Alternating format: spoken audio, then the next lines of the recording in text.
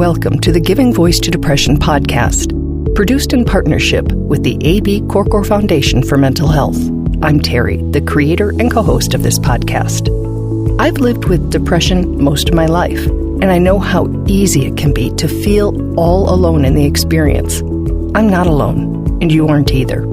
And I'm Dr. Anita Sands, a licensed clinical psychologist and life coach with a number of my own diagnoses, all of which bring a certain amount of anxiety and depression along with them. There is great power in shared experiences. We share our own as we engage in intimate and candid conversations with our weekly guests, exploring different perspectives on and experiences with depression. We keep it real because depression is real. We keep it hopeful because there truly is hope, in spite of what depression tells you.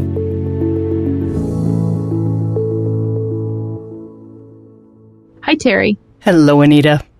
Last week's episode was a survival guide of sorts for the upcoming holidays. And if you haven't heard it yet, the idea of creating a bingo card for anticipated social challenges alone is worth the 20 minutes listening time. I hope it will be, Terry. For the next 2 weeks, we're going to continue with a pre-holiday theme, not in the traditional happy, merry way, but rather thinking about the meaning of words like present and gift. For instance, what if, instead of buying a present, we thought about being present for someone? You've no doubt heard the saying that people begin to heal when they feel heard. Our time, attention, and really seeing and listening to someone, especially someone who's struggling in some way and who isn't right now, might be something to consider giving or even asking for this holiday season. Mm-hmm. In that same vein, maybe we can try to redefine what the word gift means. We consider every guest of ours a gift since they are literally offering a bit of themselves and their life story to make us all know that there are others having experiences and thoughts similar to ours. It truly is a gift to let us know that we're not alone. And as hard as it may be to believe, several of those guests have actually described gifts that they have found in depression. Several have said that they've gained empathy, a desire to reach out to and help other people, or that they've had to develop more patience and show more grace to themselves to get through it. Today's guest is Kristin, a published Northwest poet and artist who describes depression itself as a gift, a terrible gift. On her blog site, Kristin writes, quote, "My poems are very personal. Some of them are hard to read. Some were hard to write. They arise from what my oldest friend calls a terrible gift. She once showed me a lovely bowl made through the Japanese art form they call kintsukuroi. The artist took a broken piece of pottery and filled its fractured seams with gold. The result was a thing of beauty. It transcended its injured self." Kristin continues, "I write to find that wholeness. Still, I think poetry is meant for more than the writing of it. It is meant to be shared. I believe each of us has an inner artist, infinitely creative. I would like these poems to participate with yours." Here now is Kristin in an interview she did a few years back with my sister and former co-host, Bridget.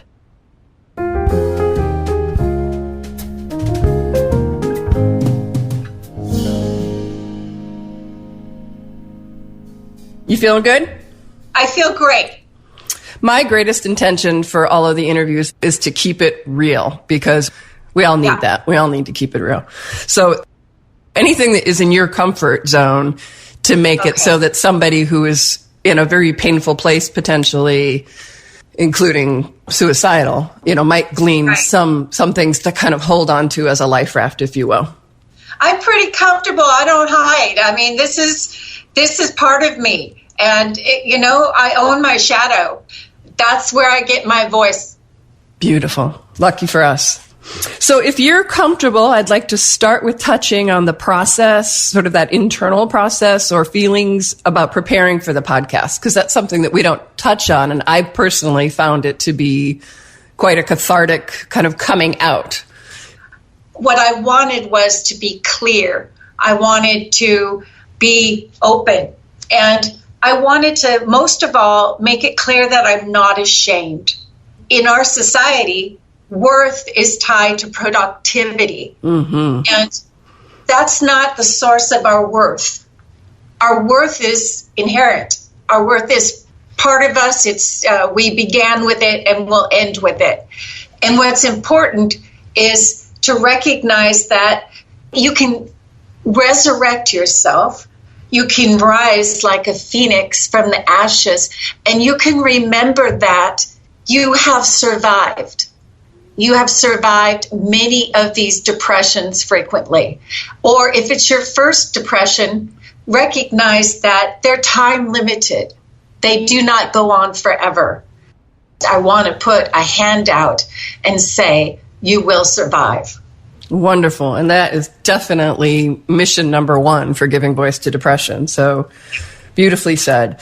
Do I have permission, Kristin, to share some of the quotes that you emailed me while we were kind of lining this interview up? Yes, you do. So you mentioned to me, and I quote, part of successfully living with my illness is reaching out to others. I do find that part of being stable is giving myself extra time so that I can do things well. I tell myself that it's okay to prepare carefully so that I am not overwhelmed. And I just hope you can speak to us a little bit about that state of overwhelm and managing it, because it's a tightrope that we're all walking every minute of the day.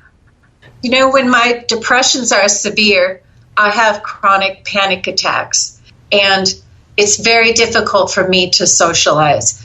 But what I recognize is that's okay.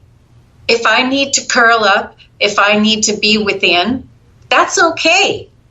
We have to give room to our depression. We have to give grace to it, because that it will pass, and it's okay to be in the midst of it.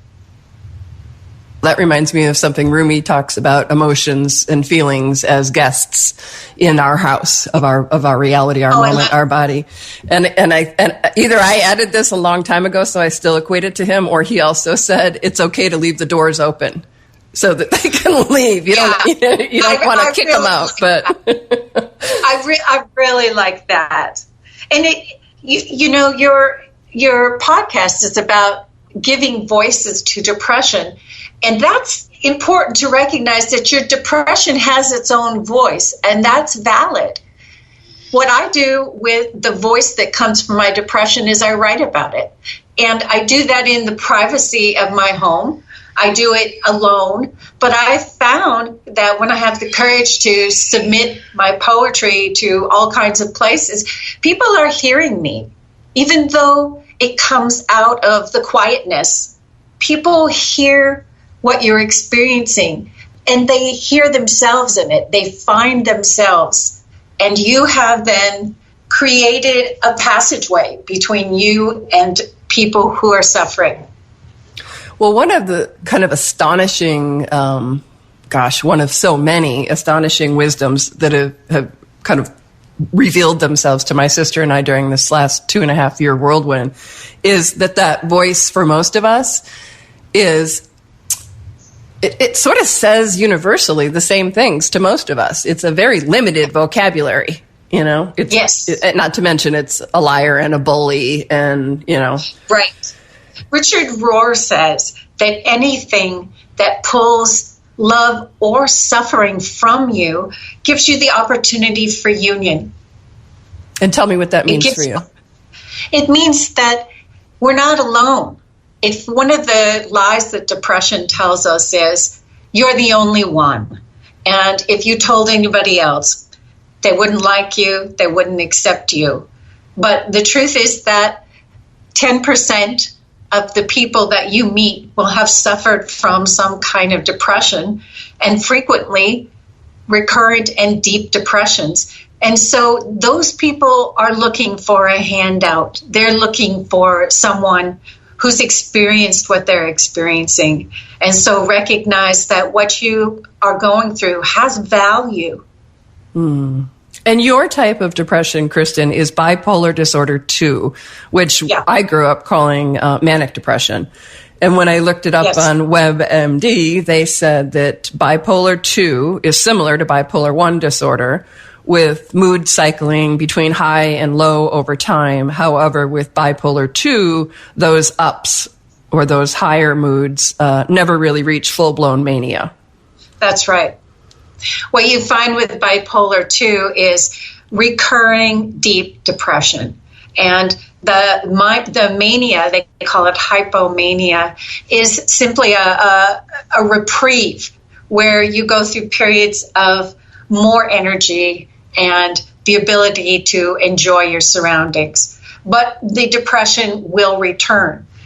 I take medication. I take several medications, and they put a floor underneath those severe depressions so that I don't sink into being suicidal, which I have a number of times. I've had some hospitalizations where, I felt like I was going to hurt myself, and so I went to the hospital to get some help.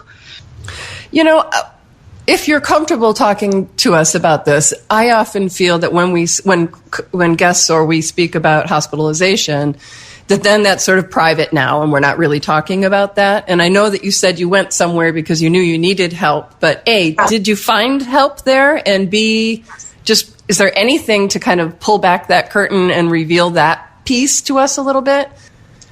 Well, what it means is that normally the hospital will not accept you as a patient unless you are deeply suicidal. And during times when I wanted to take all my medication, I just wanted to go to sleep and never wake up, I made myself get in the car, drive to the hospital, and have an interview with someone and say, I am thinking of dying. And so what happens is that then normally there's a ward in the hospital for psychiatric patients. And when you get in there, you'll start seeing a psychiatrist usually every day, and he'll generally try to tweak your medication. And then you'll find that there are groups of other people with mental illnesses, and that those people are interesting and they're worthwhile. And they have strengths and they have wisdom. And that enables you to recognize, I'm part of a community.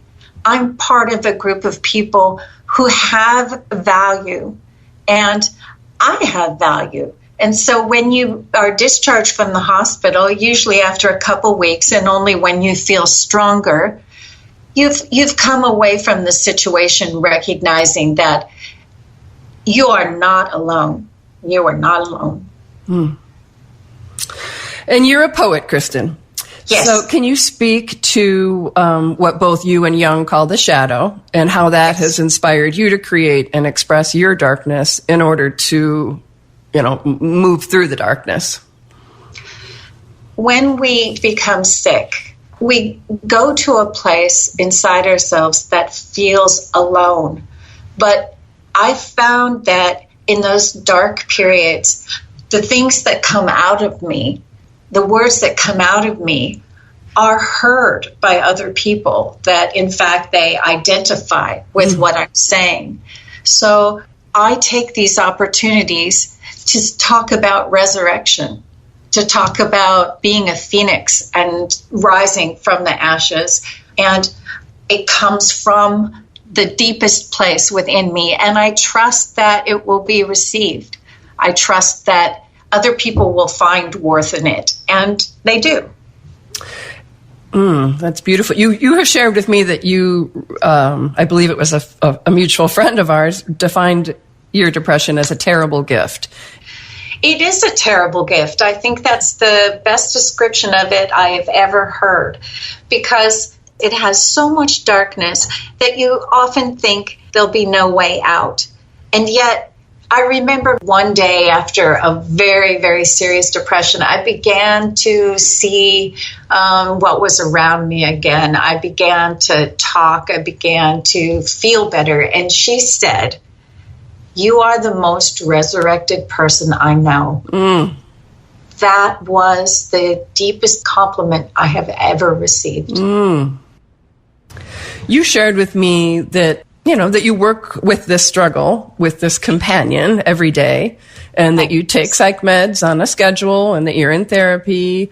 And you said that you keep your life very quiet, as is also a coping mechanism that I integrate, and that you talk back to your anxiety. And I'd like to hear about the talking back.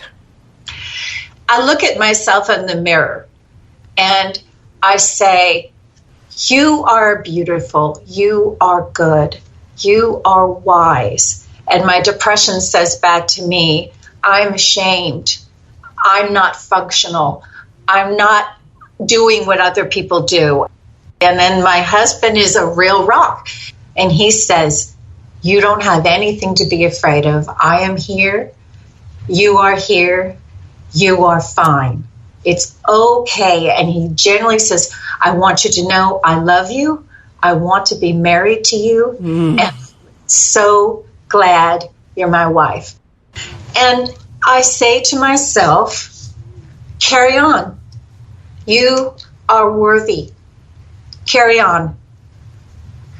And I would say you take it one giant step further than that. You journal, you paint, you write. And as you said, you do everything that you can to draw the juice from it. Yes, I do. It has its beauty. I do journal. I journal throughout the day. And I also write. I make myself submit. I make myself say, what you have written is important. And I want you to share it because someone is obviously hearing it or it wouldn't be getting published.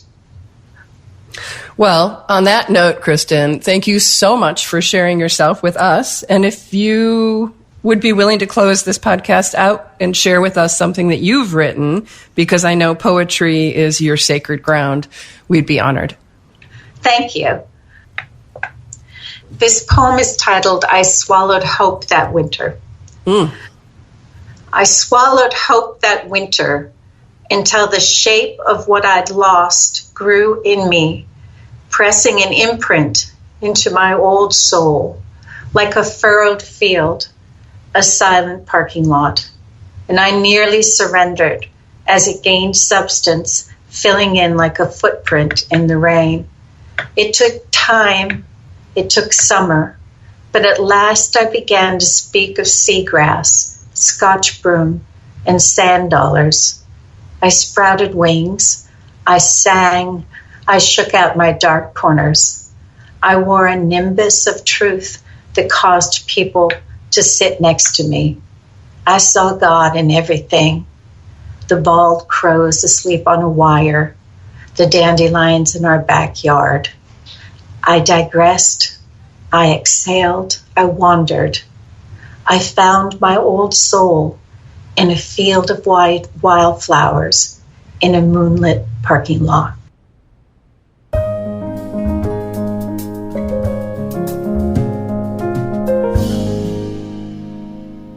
Terry, she's such a gifted poet and a gifted human being. And the things that really stand out to me, other than just the power of that poem, I Swallowed Hope That Winter, was something that she said that she tells herself when she's really depressed. And she has, of course, wonderful affirmations of love and support from her husband. But she tells herself, carry on, you are worthy, carry on. And I love that so much. We should have it all posted on our walls when we're struggling. I think that it really counters two of the things that depression lies to us about, which is number one, that we are worthless or worse. And then the second, that it's hopeless, that there is no point in moving forward and in carrying on. So I just love that, this idea of telling yourself, carry on, you are worthy, carry on. I think that'd be one of those Post-its that would be just invaluable to have on a bathroom mirror or on your nightstand or something to just sort of look at and remember or try to connect with. A great mantra. Absolutely. Two other things that I really liked were her recognition of the value of the other psychiatric patients, and then also, of course, hers as a result. And that's just not a perspective that we hear a lot from people who say they were hospitalized. And I really, really appreciated that. Mm-hmm. And then her saying that it's okay. It's okay to need to curl up. It's okay to be within. It is okay to be in the midst of a depression. And I wondered, as I heard her say that, if that level of acceptance might lead to a more peaceful experience. I don't know that you would, certainly not going to enjoy it.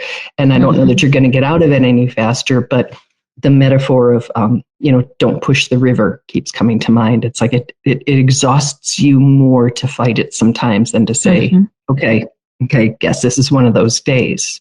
Right.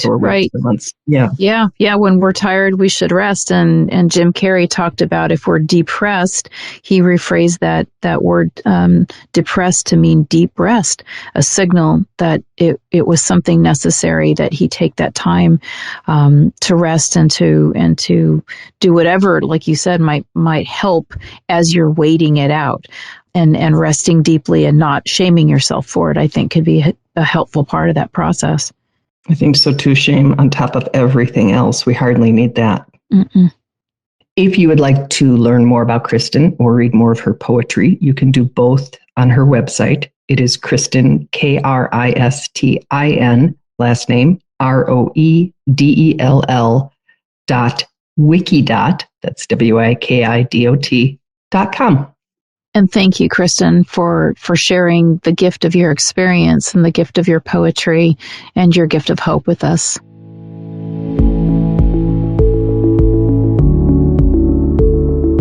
We truly hope that our podcast brings a little more understanding, helps you better articulate and reflect on your own experience with depression, or better understand how to support someone else who is struggling. If this episode has been of comfort or value to you, know that there are hundreds of others like it in our archive, which you can easily find at our website, givingvoicetodepression.com. And remember, if you're struggling, speak up, even if it's hard. If someone else is struggling, take the time to listen.